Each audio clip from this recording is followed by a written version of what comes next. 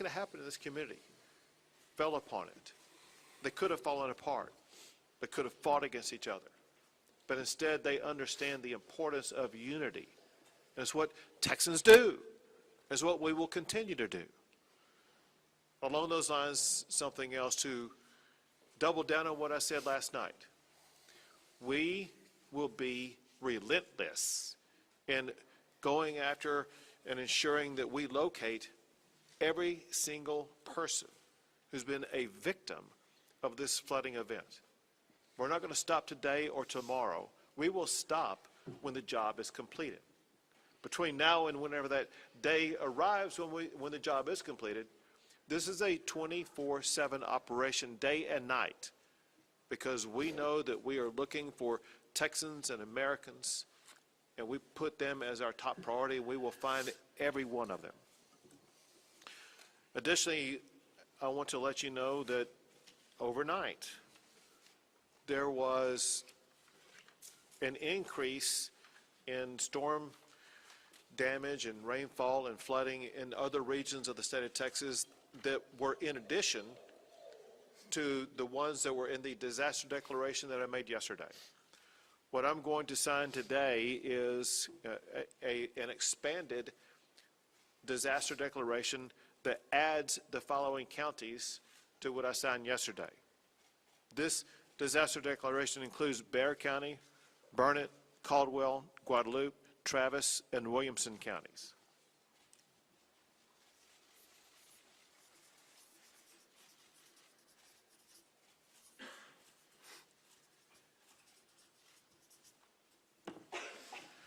We will continue to add counties as needed, as conditions either worsen or improve in counties across the state of Texas.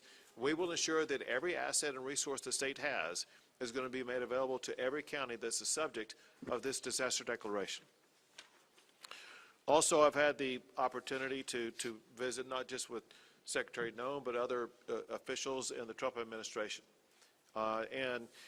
We know that President Trump, he loves Texas for one. He's deeply concerned about all the families who've been affected, but also knows about the magnitude of the devastation that we're suffering. And so what I'm about to sign now is going to be the first step in a process. This document is a request for a federal disaster declaration coming from the governor to seek the immediate and ongoing help of the federal government.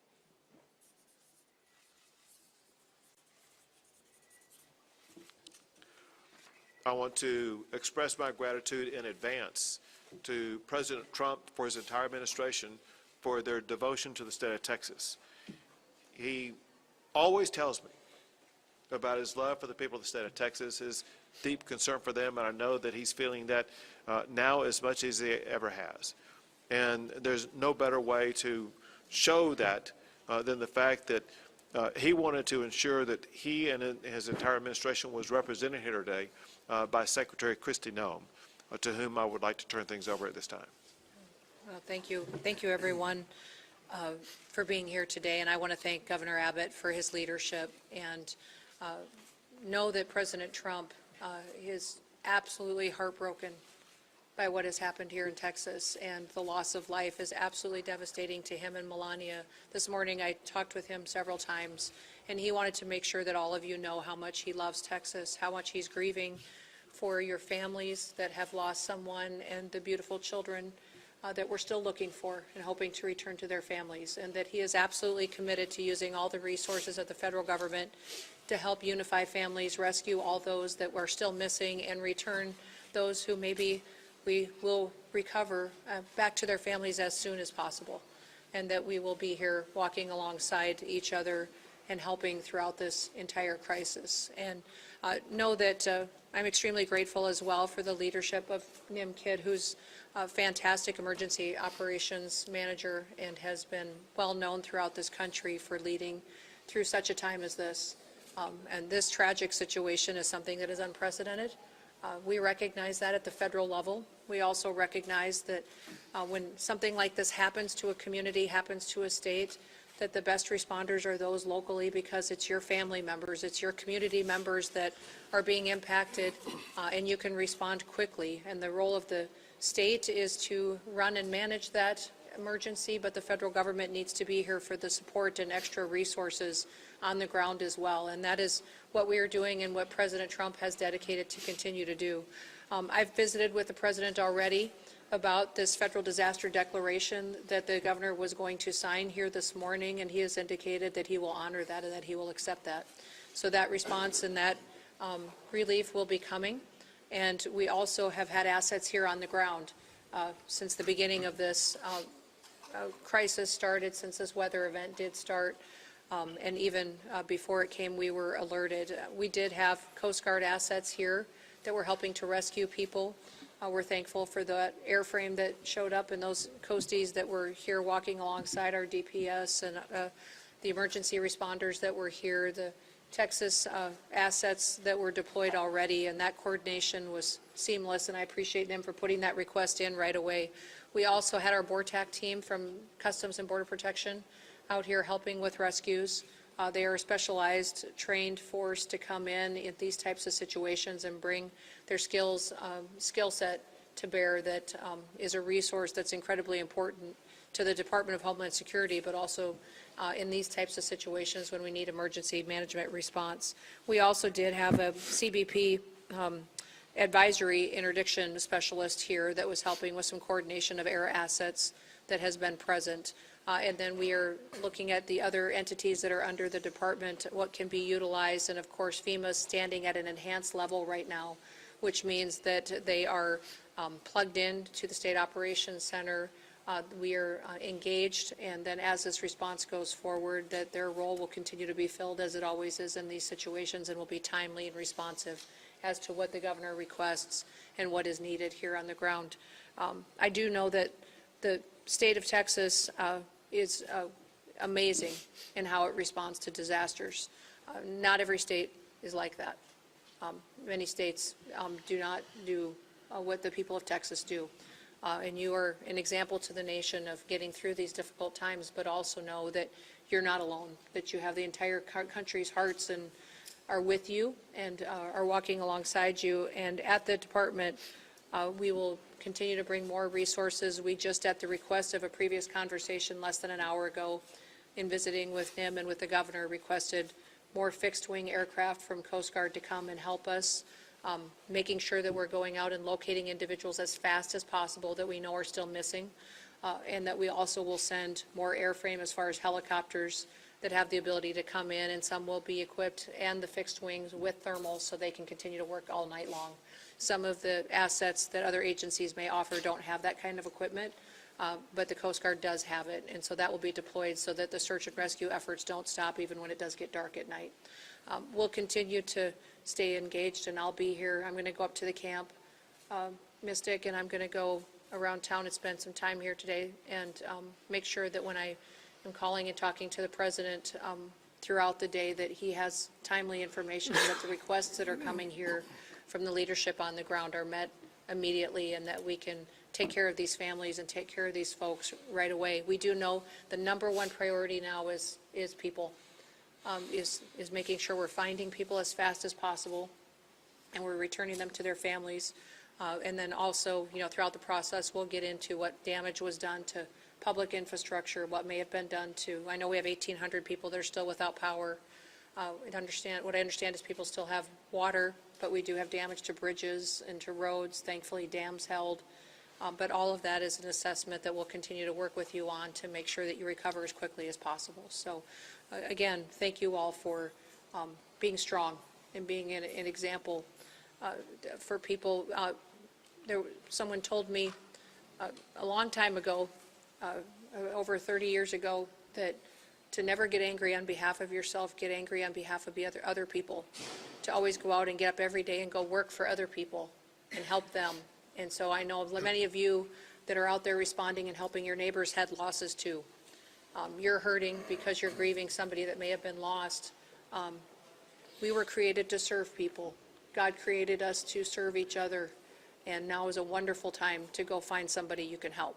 somebody that you can take care of and get them through this process, and that will make us stronger and better into the future. So our prayers are with you. President Trump wants you to know that he and Melania are praying for you and love you. And with that, I'll turn it back over to the governor. Sure. Well, thank you very much. Thank you so much for being here. Thank you for the assets and resources you and the Trump administration are providing. One thing that Secretary Noem mentioned was the fact that recoveries and rescues are being made. And what has happened over the past 36 hours is really amazing. When you look at what the local officials have done, working in collaboration with multiple state agencies as well as our federal partners, in 36 hours, they have rescued or recovered more than 850 people, some clinging to trees to save their lives, others in other precarious situations. It's just sheer heroism, the way that we've seen our first responders rescue so many people. And now I would like to turn things over to Senator John Cornyn. My thanks to President Trump and Secretary Noem for responding so quickly to Governor Abbott's request for a federal disaster declaration. And particularly, Madam Secretary, thank you for being here in person. It's really important and I think sends a very important message. Unfortunately, I've been to a number of disasters over the years across the state of Texas, as has the governor, and none of these get any easier. But I have to tell you, I remain incredibly impressed with Governor Abbott's leadership and the incredible work that the Texas Department of Emergency Management under the leadership of Noem do. They are literally the best in the nation. And what Secretary Noem said about other states not responding as well is true. It's something we should be very proud of and grateful for, particularly at a time like this. And then there are the men and women who are standing behind us here who have been doing the work on the ground, not waiting for the federal government to show up. They've been getting the work done, as the governor pointed out. And we are all together, we are praying for those who have lost loved ones and are grieving. We are celebrating with those who have been reacquainted with and rejoined with their family members. And, you know, a few years ago, the governor will remember this, up in West Texas after a terrible disaster, a county commissioner there said something to me that I think is appropriate at a time like this. He said, being from Texas is not just about where you're from, it's who your family is. And so when things like this happen, we come together as a family, as Texans, in a way that I'm very proud of. But it's very important because this is who our family is, and we owe it to them. And I take the governor at his word that he and his team will be relentless in supporting all of the efforts at the local and the federal level until every last person is accounted for and those families are reunited with their loved ones. But Governor, thank you again for your leadership. Secretary Noem, it means a lot to us for you to be here. And we appreciate Governor Abbott and Chief Kidd, but we appreciate President Trump and you responding so quickly to the governor's request for disaster declaration. Thank you very much. Thank you. And now Congressman Chip Roy. Thank you, Governor. Thanks all of you for being here. Before I was crazy enough to run for Congress, my family and I started a tradition of coming down to Kerrville for 4th of July. And we've been coming here every summer since my kids were little. They're now 14 and 15 to see Robert Earl and whoever else was playing.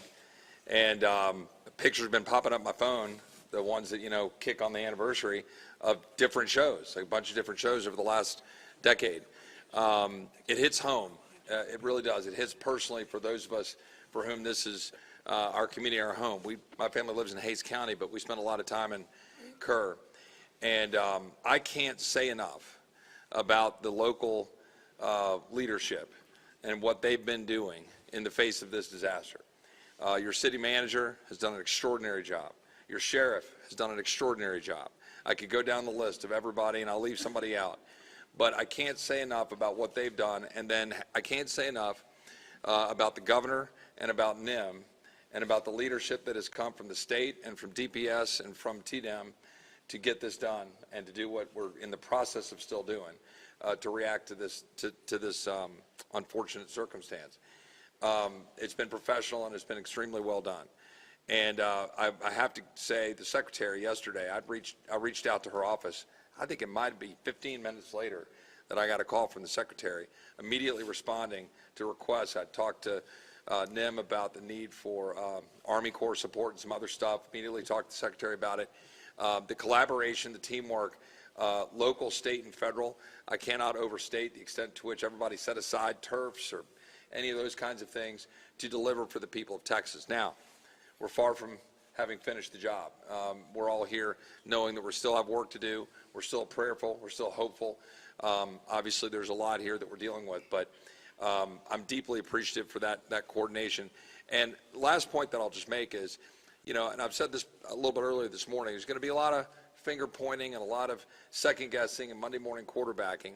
And I just want to pick up on what I think the governor said about 850 something individuals that were moved quickly in this circumstance, and in a once in a century flood where you get 12, 14 inches, where you get a 26 to 30 foot increase in water in the course of an hour and a half at 4 to 6 o'clock in the morning on a holiday. And that's what we're dealing with in these circumstances and where those camps are. There's a lot of people saying why and how, and I understand that. And I understand why parents would be asking those questions and all of the media. But where we are right now in terms of what we've done to be able to protect people, move them, get them out of the camps, and the heroic efforts of people that worked in those camps, directors of the camps, people who own the camps, who not just risked their lives, gave their lives to try to go save the lives of those kids. That's who they are as Texans. And I'm so proud of that. And I'm so proud of the work that everyone's done to do that. And now we just got to finish the job and be with the people. And importantly, pray for the families who have lost their loved ones. Thank you. Now, Clark County Judge Kelly. Yes, I think I'm the only one at this table that lives on the Guadalupe River. And our properties were devastated, and I barely got home yesterday. I started my morning ushering in a crew with a skid steer and 2 dump trailers, 3 trucks, 9 men to start trying to rebuild what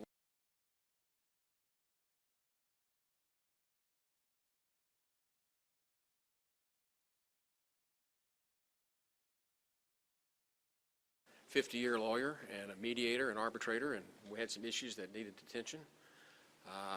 And I got to see firsthand many of the body bags, and it breaks my heart. And coming back from that, we had an opportunity to go on a helicopter ride with the senator and the mayor and inspect the devastation. We flew all the way up the South Fork, all the way to Criders. And you can see what's happened, and it's going to be a long time before we're ever going to be able to clean it up, much less rebuild it. But there's nothing on the other side of Criders. It's just hill country. And we didn't know. We know we get rains. We know the river rises. But nobody saw this coming. And what I really have to report to you is it was a godsend to be able to get out of the helicopter, walk back into this building, and sit down with these people and cooperate, arm in arm, hand in hand, to do the best we can to work the process. The rescue has gone as well as can be expected. It's getting time now for the recovery, and that's going to be a long, toilsome task for us. And what I would reiterate that I've heard others say is as long as we stay together, we'll get this done. Thank you. Thank you very much. And now, Mayor Herring. I want to start off by saying thank you on behalf of the city of Kerrville and our 25,000 citizens. I want to say thank you to the federal government, the state government, county government. You know, as I look around the room in the Emergency Operations Center, I don't see different agencies from the state, the federal, the county. I see one team working together. It's important for our community to know it's one team. We will rescue those in peril, and we will find those who are lost. I continue to ask everyone who sees this today to pray for Kerrville and Kerr County. We need your prayers. And thank God we have the help of the federal government and the state government in this horrible, horrible crisis. Thank God for our country, and thank God for all the help we are receiving today. Thank you. Now, TDM Chief Nimkid.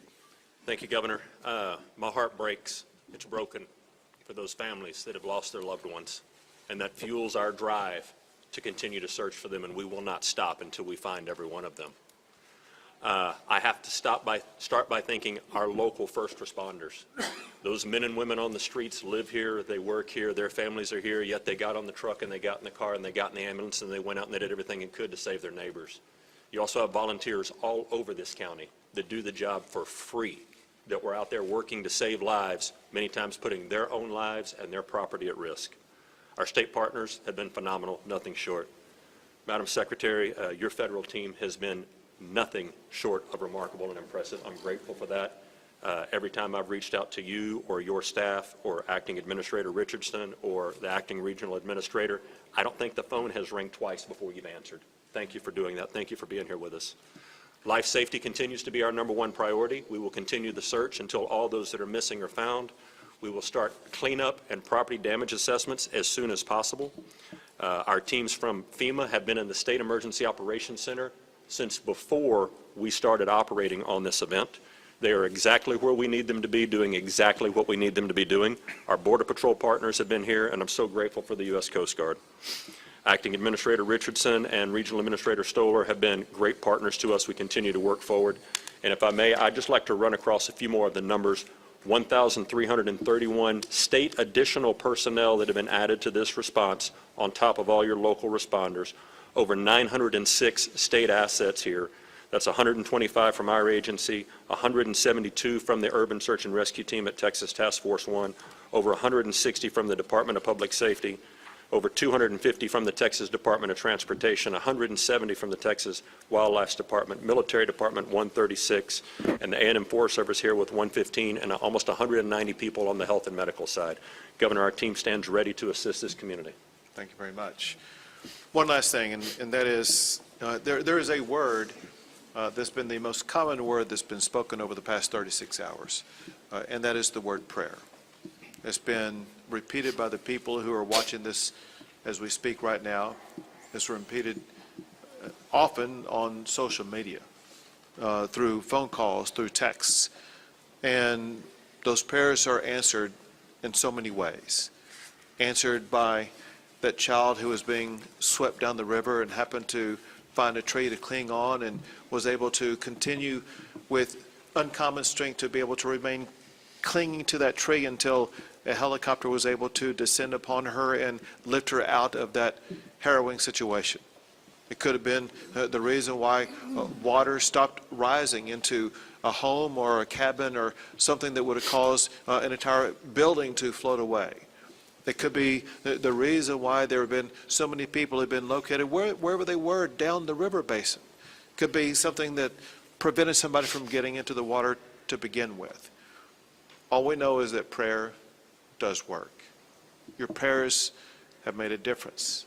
We ask for continued prayers as we continue our efforts to locate everybody who's been affected by this, and pray so much for the families who have lost a loved one, who are going through challenging times that they never imagined. On the 3rd of July, that something like this would happen. Prayer matters. And we thank God Almighty. God has blessed Texas and will continue to bless our great state. We'll take a few questions. Have the numbers changed? 27 dead and 27 missing from Kansas City. Sure. What I can tell you is there's still 27 missing. We have recovered some additional bodies at this time. We're trying to identify at this time. What I can tell you, an update, there's 32 deceased. 18 of those are adults and 14 are children. 5 of the adults remain unidentified and 3 children remain unidentified. We are still working on that this time. As I said earlier this morning, the numbers are going to continue to change. They're going to continue to change till we're done. It's been a very good day as far as being out there and being able to do some things, and we've got a lot done. Chief, early on, there was a lot of conflicting information about the search, about the number of fatalities, the missing, even a lot of families and parents were rightfully concerned and more importantly, confused about all this information. We just heard the judge refer to this as a shift from rescue to recovery. Can you clarify what that means? Are we talking about these missing people no longer believed to be alive? You'll need the judge to answer that piece. Our state assets and local partners are continuing to search for live victims. Is there any indication that there are still people out there alive? Any evidence? History would tell us that after a certain time period, those chances diminish, and we can talk about all of the numbers and the metrics on that. Our hope and prayer is that there are still people alive that are out there, and we are still actively searching for them, and we will continue. And listen, that will turn into recovery at some point, and none of us want to put a time period on that right now. But when you talk to the men and women that are up there in those helicopters and out in those boats and walking the ground, they're looking for live people right now and doing everything they can to continue this search as fast as possible. And Judge, just a moment to clarify, because we want to be very clear with especially families and parents that are watching this. What makes you feel like this has gone from rescue to potential recovery? Because there is a difference. We will eventually get to the recovery. 2 more questions? Well, we're going to do more than 2 more questions. I want to say this. Yes, go ahead. My instruction to every state agency involved in this is to assume everybody who is missing is alive, and there's a need for speed. Not just every hour, every minute counts, which is why there's people in the air, people in the water, people on the ground right now, because they're looking to save every last life, and we will not give up that effort. 2 more questions.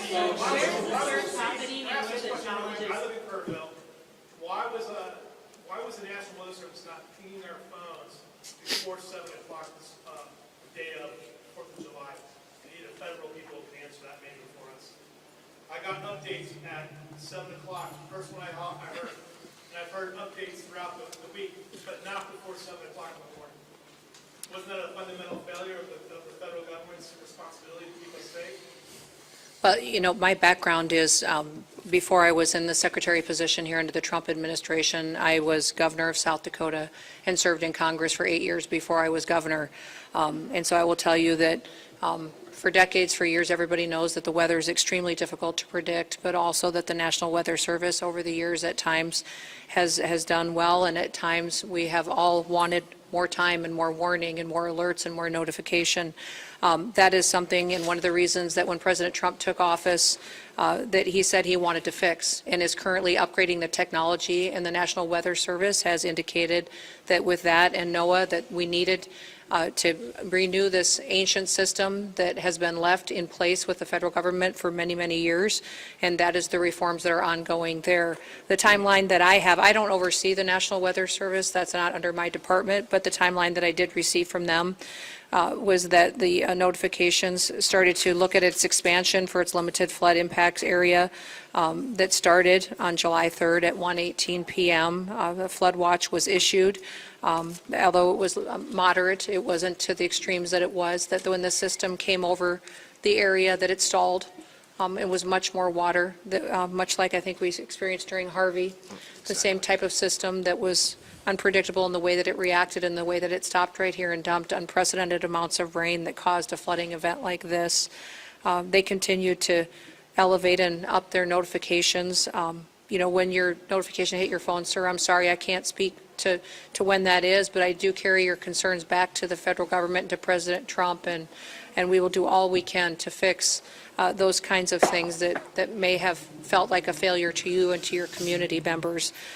But we know that everybody wants more warning time, and that's why we're working to upgrade the technologies that have been neglected by far too long to make sure that families have as much advanced notice as possible. But One more question, folks. Can you please get into the search efforts and where that's happening and what the challenges are? Question was search efforts. Where it's happening, challenges, what it's looking like? Yeah, the entire river is being searched from the northernmost impact all the way as we run down. You have assets in the air that are still doing searches, you have boats that are in the water doing searches, and you have ground crews doing searches. As the water recedes, new areas being uncovered and searched, and you have human and canine that are working those banks and will continue. It's a grid situation where we've got maps in there in the EOC where you can see what group is assigned to what area and reporting back to command if they find or if they continue to clear. And that process is going to keep going. We are not stopping until we find everyone that's missing. Great, thank you, everyone. That's all we got time for. Go ahead. As far as the resources people who are trying to recover, we have FEMA and we have the state. What can people depend on from the federal government and the state government in the time of need? There's a lot of that. Well, as in every emergency situation, the local emergency responders put together what the request is through the state, and the state coordinates all of the response and what assets may be necessary and makes a request to us. So now that the governor has already requested this federal disaster declaration, they will start to tell us what the needs are, and the federal government will do all that we can to support. Ma'am, will there be direct assistance? Well, there already has been direct assistance. I mean, when you look at having Coast Guard assets here on the ground, we just requested more assets to be here, Border Patrol here. If there's more individuals and federal law enforcement officers, if we need, any assets that I may have under my purview, I've made available to Noem, and so he knows that if he needs something, it'll be here. Great, Thank you. everyone. Appreciate it.